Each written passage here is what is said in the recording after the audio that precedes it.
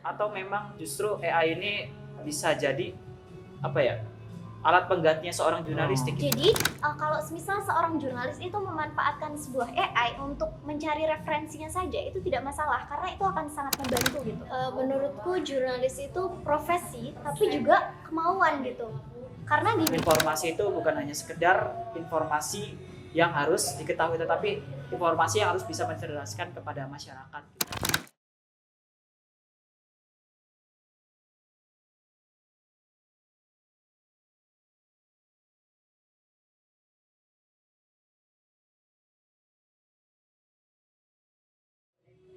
Halo Sobat CLE, kembali lagi bersama kita di Podcast 3. Kali ini kita kedatangan tamu spesial kita untuk membahas dan berbincang di dunia jurnalistik, yaitu dengan bersama Mbak Naila.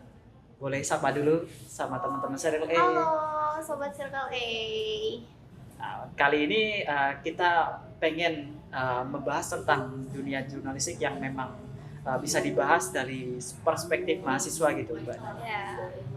Nah, untuk saat ini Naila kesibukannya apa aja kalau sebagai mahasiswa jurnalistik? Aku sebagai mahasiswa jurnalistik, aku ikut di laboratorium yang fokusnya juga jurnalistik gitu, yaitu kalijaga.co. Jadi itu merupakan media belajar bagi anak komunikasi dan penyiaran Islam yang mau belajar terkait jurnalistik gitu. Nah, aku join di situ dan aku tertarik jurnalistik juga dari sejak aku mengikuti kalijaga.co gitu. Oh gitu. Jadi bisa dilihat ya teman-teman kayak Naila ini basicnya bukan hanya mengerti dari perspektif yaitu di jurnalistik, tetapi dia juga mengikuti kayak semacam organisasi, kegiatan-kegiatan jurnalistik gitu.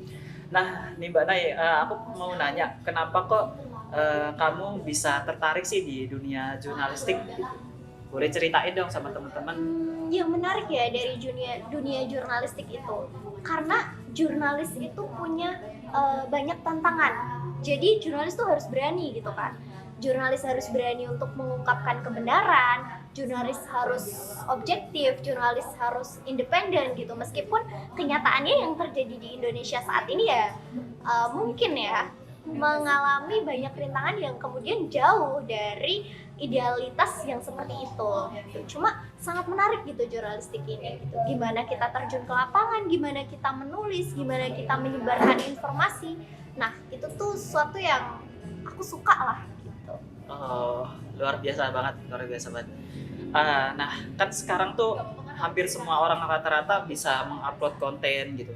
Kan karena memang basicnya jurnalistik itu ketika mengupload konten atau isu-isu berita yang sedang hangat gitu, yang sedang viral mungkin ya. Nah, apakah di era digital saat ini ketika ada TikTok dan Instagram, menurut Mbak Ana itu kayak gimana? Apakah memang seorang jurnalis itu masih dianggap relevan untuk saat ini ketika ada Instagram, TikTok yang emang notabene lebih cepat gitu daripada kita harus membuka Google di website dulu gitu kan? Justru jurnalis itu adalah counternya gitu. Jadi memang perkembangan teknologi saat ini seperti media sosial, TikTok, Instagram itu kan penyebaran informasinya sangat cepat gitu. Siapapun itu bisa menyebarkan konten di situ, siapapun bisa share, siapapun bisa upload. Tapi bedanya adalah terkait akurasi. Jadi banyak kan sekarang Instagram, TikTok tuh langsung ngaco share tanpa kita tuh tahu itu informasinya akurat atau tidak gitu. Nah, jurnalistik itu menyebarkan informasi itu dengan akurat gitu. Jadi memang harus berdasarkan data dan fakta gitu.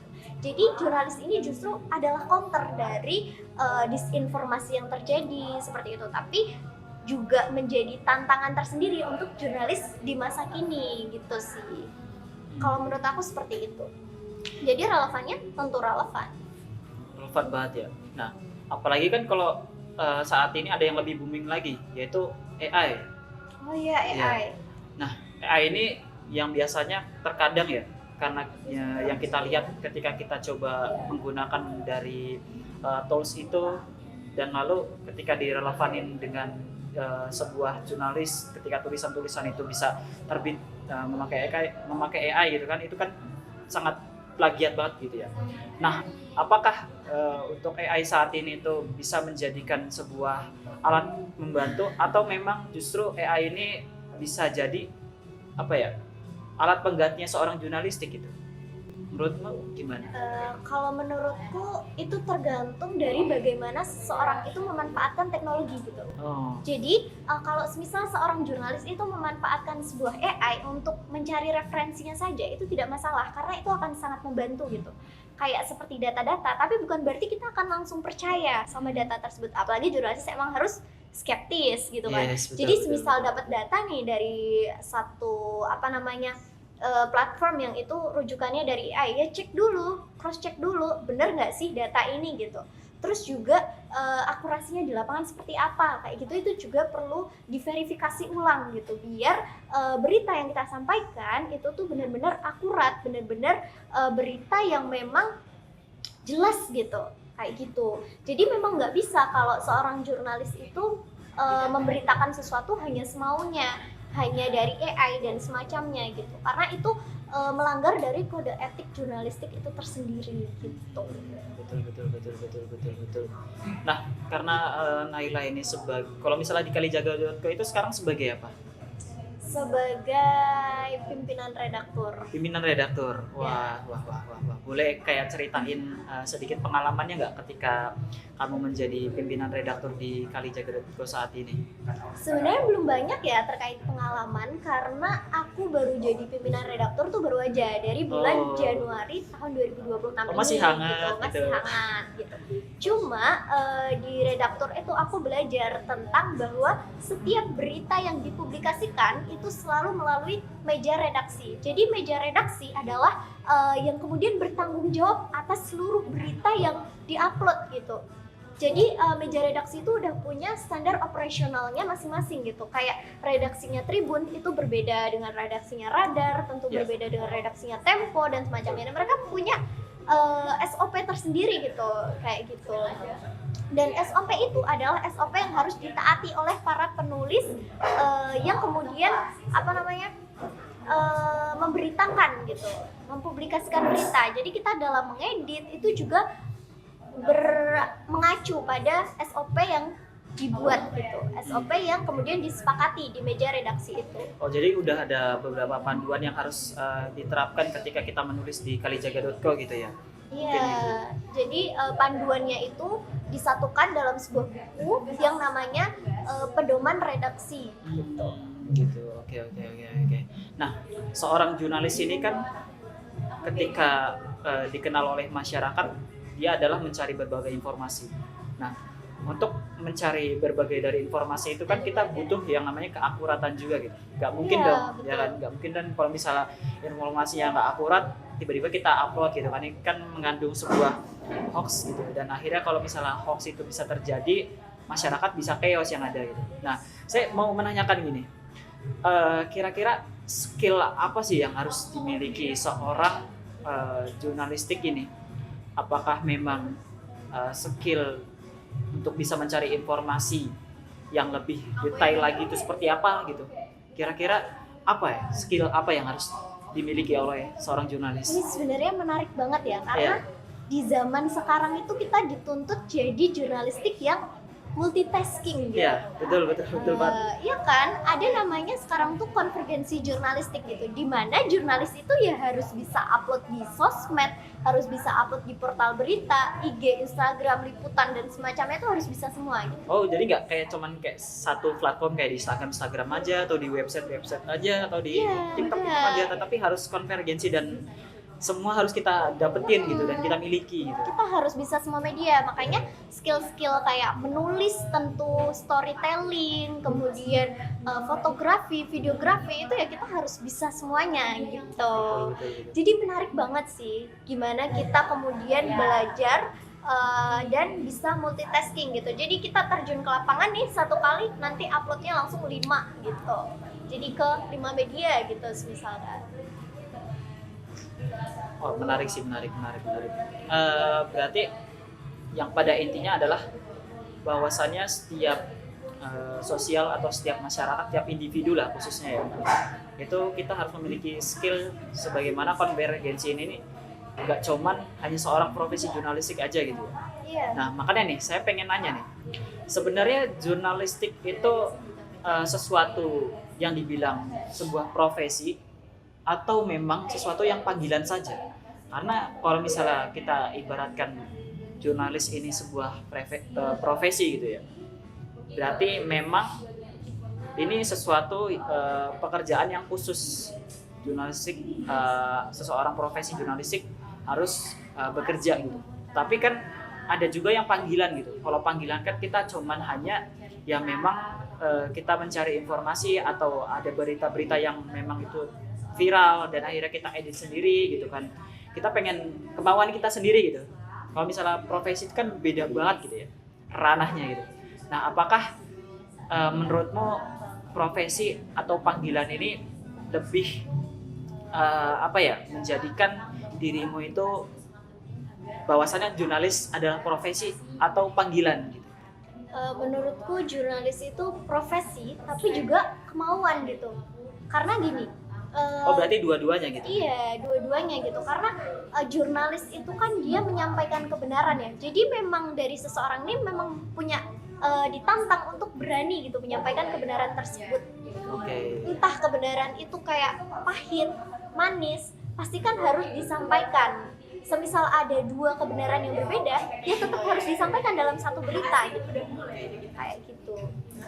Jadi profesi juga terkait panggilan juga gitu. Karena kita harus punya kemauan. Apalagi tantangan menjadi seorang jurnalis sekarang itu banyak gitu. Oke, menarik sih. Naila tuh sebenarnya pengen menjadi profesi jurnalistik biasa atau pengen menjadi seorang jurnalistik yang terkenal kayak di artis-artis kita, Najwa Shihab, Kick Andy gitu kan, di TV kan banyak banget ya para jurnalis yang terkenal dan berhasil sukses gitu. Apakah Naila pengen mengarah ke sana? Karena dengan latar belakang saat ini adalah sebagai pimpinan redaksi ya di kalijaga.co. Kalau pengennya tentu cita-cita ya, namanya cita-cita ya, namanya impian itu kan pasti kita pengennya yang baik, yang bagus, yang besar gitu kan. Ya kalau punya kemauan punya gitu. Tapi kalau untuk fokus isu tersendiri, aku tuh tertarik sama isu politik gitu. Dan selain isu politik, aku juga tertarik sebenarnya sama isu-isu inklusivitas, isu-isu gender kayak gitu tuh aku tertarik. Karena kan biasanya seorang jurnalis tuh dia punya fokus kan. Kayak ada namanya jurnalistik olahraga, ada jurnalistik yang fokusnya ke ekonomi atau apa gitu. Nah, aku tuh pengen isuku tuh fokus ke politik atau inklusivitas gitu. Nah, politik kan sering banget dibahas ya. Mungkin alasannya kenapa kok bisa pengen politik gitu? Apakah dengan kondisi negara kita sekarang ini dia mencerminkan untuk bisa menjadi jurnalistik yang berfokus di politik gitu ya? Atau memang ada alasan lain gitu? Kenapa ya di politik? Karena menarik. Di politik itu menarik karena kita bisa mengetahui sebenarnya di mana sih gitu. Kita selalu skeptis sebenarnya sistemnya seperti apa dan semacamnya gitu.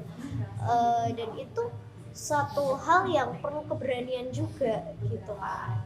Cuma memang soal tantangan dan rintangan tentu banyak ya kalau jurnalis politik itu. Yeah. Gak cuma politik, sebenarnya jurnalis di mana aja juga dia punya tantangan tersendiri gitu kan. Dan aku tuh inget banget kalau semisal di Indonesia itu tentu ada 4 pilar demokrasi. Karena Indonesia kan negara yang katanya demokrasi gitu ya, katanya demokrasi. Dia punya 4 pilar gitu. Yang pilar pertama adalah eksekutif, yang kedua legislatif, yang ketiga yudikatif, dan yang terakhir adalah pers gitu. Jadi memang sangat menarik gitu menurutku, kayak kita pers, kita berarti, jembatan gitu. Pilar yang tadi Anda sebutkan itu seperti memang lingkaran yang jadi satu gitu, bukan? Apakah? Iya, dia berkesinambungan. Jadi pers ini yang menghubungkan antara rakyat dengan pemerintahan gitu. Jadi dia seperti lidah lah, seperti jembatan. Ya, oke. Aku setuju. Cuma ya mungkin pers saat ini jauh dari kata ideal ya. Gitu. Karena sekarang kan ada yang namanya tuh politik media, politik gitu. media. Karena media juga butuh uang kayak gitu kan. Betul. Nah, tadi kan udah dijelasin kenapa pengen di politik gitu ya. Nah, selama Naila pernah jadi seorang jurnalistik, berarti dari kapan jadi seorang jurnalistik itu? Sebenarnya belum yang jurnalistik, mungkin lebih ke latihan ya untuk menjadi seorang jurnalis dengan berada di apa ya, berada di fokus jurnalistik di komunikasi dan penyiaran Islam gitu. Oh, Jadi gitu. masih belajar sebagai mahasiswa gitu. Oke. Untuk terjun ke jurnalistiknya belum yang terjun secara profesi. Berarti kalau misalnya dilihat-lihat atau diceritakan, pastikan bisa jelasin ke teman-teman ketika Naila pernah menjadi seorang jurnalistik, apakah ada sesuatu tantangan yang paling besar ketika kamu meliput di sesuatu tempat, menggali informasi mungkin, apakah itu bisa menjadikan Naila sebagai proses seorang jurnalistik untuk bisa meraih cita-cita kamu yang tadi kamu bisa ceritain gitu? Mungkin pengalaman aku lebih ke gimana aku kemudian berani untuk wawancara, terjun ke lapangan gitu, mencari data gitu, karena mencari data sekarang ini juga tidak mudah gitu, banyak informasi yang masuk kita gitu. Oh iya. Kayak gitu kan, jadi kita memang benar-benar harus skeptis, harus memilah kayak gitu sih. Nah, biasanya kan kalau seorang jurnalistik juga yang biasanya saya lihat ya, banyak sekali wawancara-wawancara yang harus kita liput gitu, agar kita bisa memilah mana sih wawancara yang, atau ketika kita menggali dari informasi dari wawancara itu ya, mana sih kita bisa memilah informasi yang akurat, informasi yang ini masih agak kurang untuk dipublikasikan kepada masyarakat gitu, atau kepada halayak.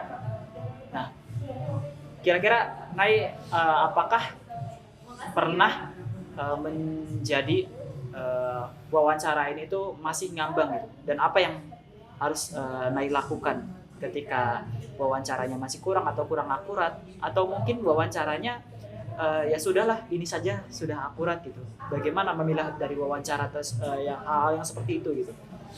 Harusnya gali data lebih lagi ya, karena kita nggak cuma dengerin apa kata orang, karena belum tentu apa yang dinyatakan oleh seseorang itu adalah sebuah kebenaran gitu. Jadi kita memang harus melihat perspektif lain. Jadi makanya kenapa dalam satu berita itu tidak boleh hanya mewawancarai satu orang saja, nggak boleh hanya satu narasumber saja, minimal harus lebih dari 2-3 narasumber gitu kan.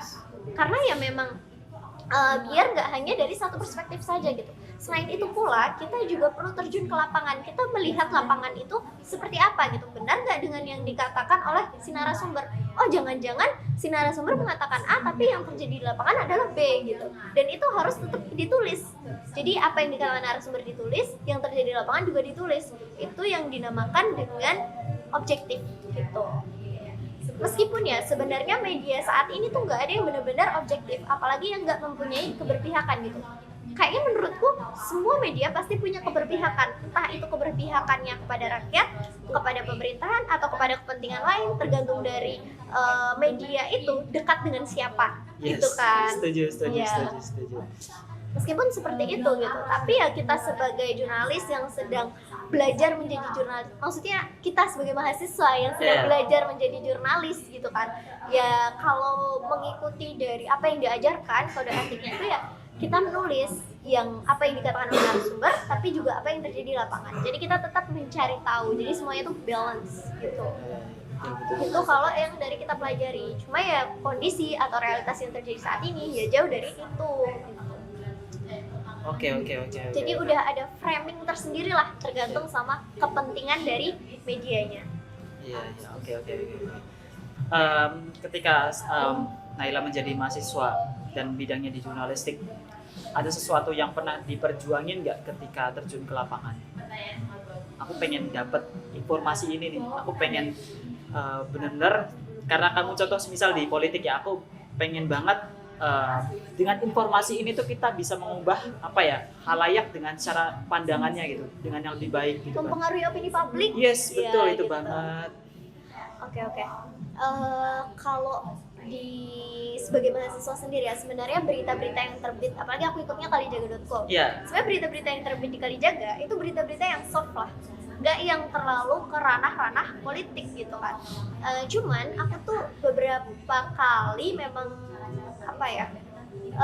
tertarik juga untuk meliput isu-isu seperti itu, tapi lebih ke mencari data gitu. Kayak contohnya waktu peristiwa Afan Kurniawan kemarin gitu kan. Oh iya, iya. Nah, waktu peristiwa Afan Kurniawan itu aku mencari data dari internet, tapi aku compare gitu. Jadi aku nggak cuma cari dari satu web, tapi aku cari dari banyak web gitu, gimana terkait datanya itu, peristiwanya seperti apa, dan waktu itu kan ada demonstrasi besar-besaran. Nah itu tuh isu apa aja yang sedang diperjuangkan kayak gitu, tuntutan-tuntutan apa yang sedang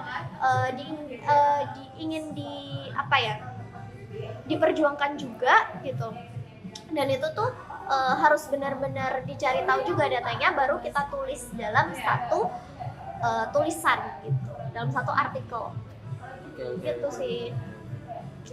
Ya sekali lagi kan berarti jurnalistik bahwasannya dia nggak cuma pengen nyampein informasi ya, tetapi bagaimana ketika opini yang telah dibuat berdasarkan data atau sumber gitu, itu menjadi sesuatu yang harus dipandang dengan masyarakat. Nah, apakah sesuatu yang bisa dipandang atau mengubah pola pikir masyarakat itu bisa mengubah sesuatu apa ya, kehidupan atau memang opini dari atau bahkan perspektif dari masyarakat gitu, ketika informasi itu sudah terjun di web atau di media sosial gitu, pada halayak lah gitu. Iya, sebenarnya informasi yang kita sampaikan itu sebenarnya kan punya apa ya? Punya tujuan kan. Orang nih harus tahu terkait apa sih yang informasi yang kita bawa gitu. Yeah. Jadi kita udah mempunyai framing tersendiri kan kalau di media tuh. Nah, itu dia. Framing itu yang kemudian kita tuh pengen publik itu beropini seperti apa dari yang kita beritakan gitu. Terus sebenarnya juga udah diatur di meja redaksi. Oh, tapi saya mau nanya nih, berarti Kalijaga itu bukan hanya sesuatu media yang menyampaikan informasi dan ataupun mengubah opini publik, tetapi bagaimana kita memiliki peran sebagaimana, karena kita masyarakat Indonesia, kembali lagi, apalagi kita seorang mahasiswa ya, kembali lagi kepada masyarakat gitu. Dan akhirnya media ini tuh dibuat secara apa ya, untuk bisa mencerdaskan kepada masyarakat gitu, untuk bisa melihat dari informasi yang bisa dibaca gitu di kalijaga.co gitu. Apakah memang seperti itu, Nay? Kalau Kalijaga sendiri sebenarnya medianya media belajar ya basisnya. Jadi media Kalijaga itu media untuk anak-anak komunikasi dan penyiaran Islam di Sunan Kalijaga itu bisa belajar jurnalistik gitu. Lebih ke belajar gitu. Belajar, ya. Bukan yang kayak media secara beneran yang bener-bener udah engagementnya tinggi gitu, enggak. Mainstream ya. Gitu sih, masih jauh lah untuk kesana gitu.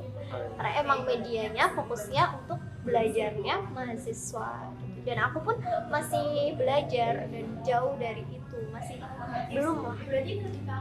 Tapi kalau misalnya dilihat-lihat apa yang telah diucapkan oleh Naila ini lumayan cukup luas banget wawasannya gitu.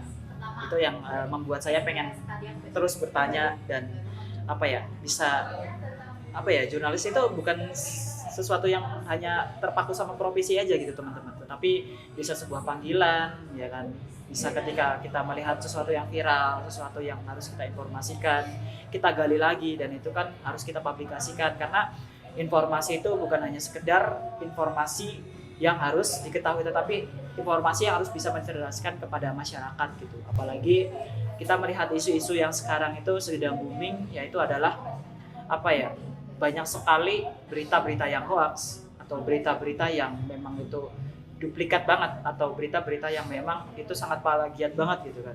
Nah, itu kan tidak boleh ditiru ya. Menurut pandangan mahasiswa, saya tahu karena mahasiswa kan karena masih belajar juga ya gitu.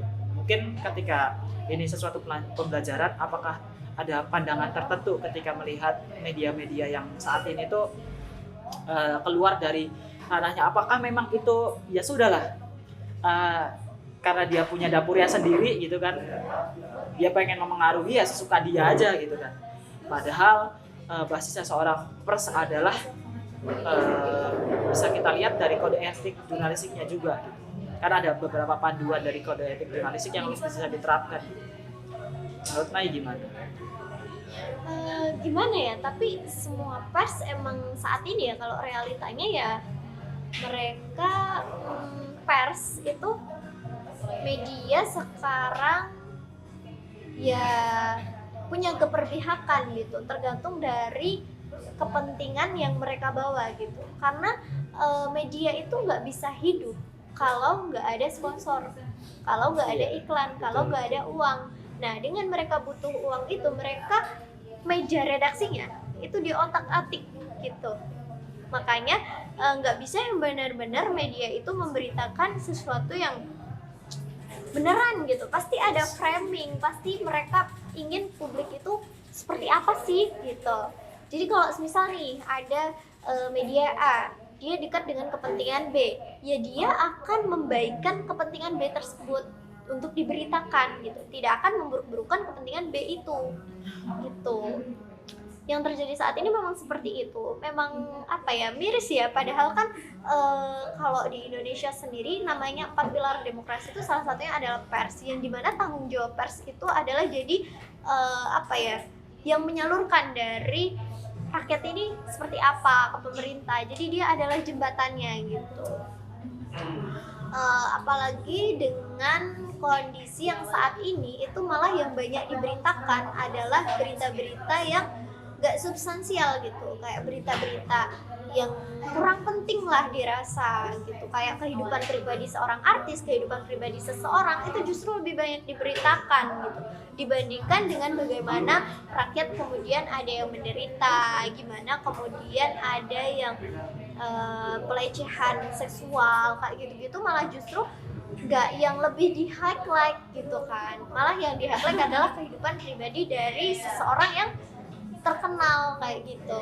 Jadi emang ya itulah yang terjadi di media saat ini. Oke.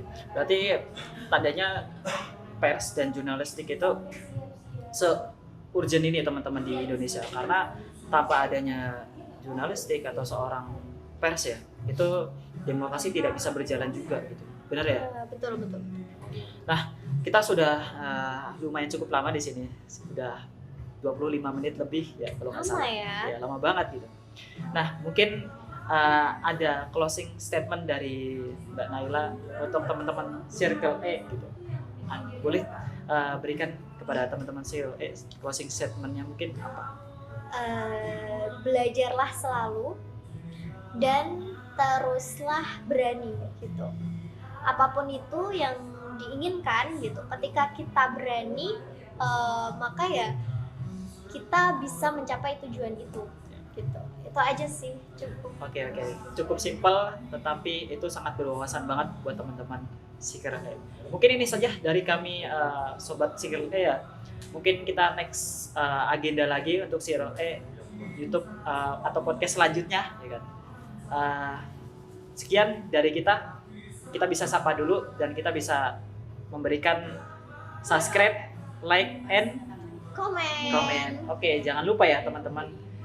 Sekian dari kami. Assalamualaikum warahmatullahi wabarakatuh. See you.